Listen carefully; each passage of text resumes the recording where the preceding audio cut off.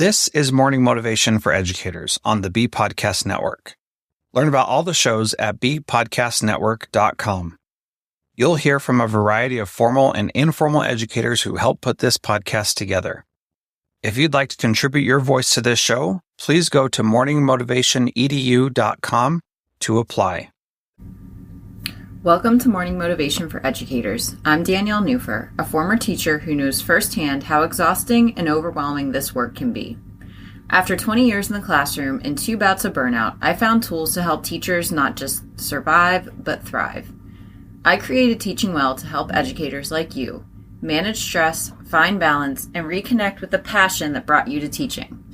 This podcast is your space to breathe, reflect, and take small steps toward feeling more grounded and fulfilled. Your well-being is crucial to your school's success, and I'm here to support you. So with that, let's begin.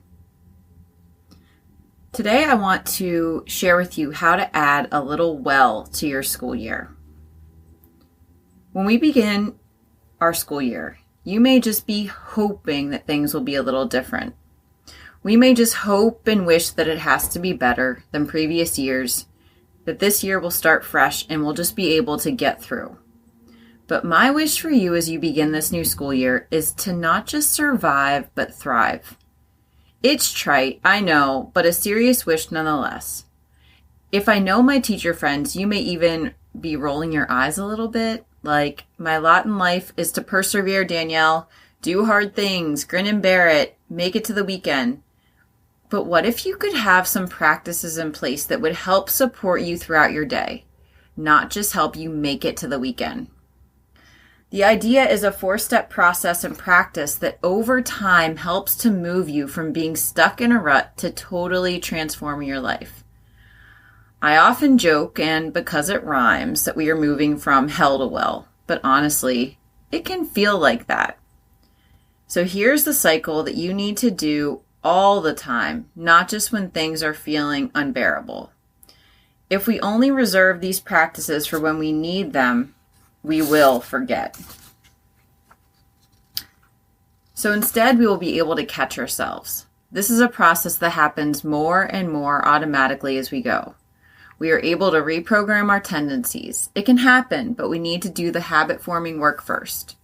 Also, this doesn't mean that everything is going to be great. It just means that we have adapted for this and we know how to respond rather than react to every little bump in the road that happens as a result of this work that we are doing. So here are the 4 steps in moving from hell to well. Number 1, slow down. Number 2, ask questions. Number 3, know thyself. And number 4, move on, but without judgment. Number 1, slow down. When your body is feeling some kind of way, take a breath, turn away, walk to the other side of the classroom, put your hand on your desk. Somehow slow down time with a gesture to yourself that can feel this feeling begin to happen. If this is less of an immediate response and more of a pervasive feeling in the moment, slow down with your daily or weekly obligations. Take a look at what's actually important. Slowing down doesn't mean taking the easy way out or doing less. It can, but what it really means is giving yourself a little space to proceed or to process and then proceed. Number 2, ask questions. I only recommend asking questions after you've slowed down. I find the slowing down part to often be the missing piece. We need to slow our roll, body, mind, and expectations, and then proceed with question asking and digging a little deeper. Asking questions can mean that we want to get curious about what our response has been. It's that we want to dig a little more deeply into our reaction or why we're feeling a certain way. This doesn't mean you need to go sit on a therapist chair, although you could. Believe me, I've sat on many therapist chairs. But you can just ask questions to yourself. It's called self-inquiry. And there are really great questions that you can ask yourself to get maybe a little bit more deeper into why things might be causing you to react rather than respond or to grind your gears in some kind of way. Number 3, know thyself. Do you know that one way to remain merely average is to continue focusing on improving your weaknesses instead of spending time mastering your strengths? You don't have to be good at everything. No one is. We have a limited amount of time, so celebrate everything and accept that some things are just worth doing while others are worth doing well.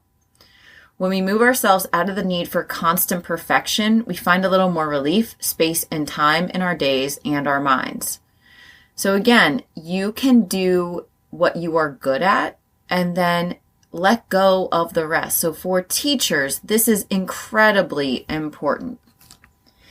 And then my fourth practice that you can be doing to really move your school year into a little bit more relief is to move on. I have found that my classroom is often a reflection of how my life is going, and vice versa. If I am barely keeping it all together, you can see my room almost pop out of the seams because of all the things I have piled up and stuffed in drawers. All the good ideas and bulletin board materials that were well-intentioned but never hung collect dust in the corners. I try not to feel guilt every time I walk out of my classroom and shame each morning when I enter. What I found is that just like in life, you need to just give yourself some grace and realize that no one is probably as focused on you as you. You don't need to be the world's best teacher, but you can be consistent, and then when you run out of time, let it go. Move on without judgment. If your intention is heading in the right direction, then you probably did enough and are enough. Focus, breathe, smile, and move on. It's a new day, and living in the past while stressing about the future takes you out of the present, which is the only gift we are guaranteed. And after you move on, you're back at the beginning of the 4-part practice. So start again. Slow down, ask questions, know thyself, and move on. Over and over and over. Until every challenge that you encounter in each day will bring this practice alive. There are no dull moments in teaching. This is why having a consistent framework to move through daily challenges and triumphs can help support your well-being just by virtue of giving you some consistency. Let me know what you think. I'd love to hear from you as you practice. Thanks for joining me today. If you're ready to dive deeper into your well-being, check out my book, The Path of the Mindful Teacher, or join the monthly Teaching Well with Mindfulness sessions to reconnect and recharge. Find links for these and other ways we can work together at teachingwell.life and in the show notes. Remember, caring for yourself is the best way to care for your students.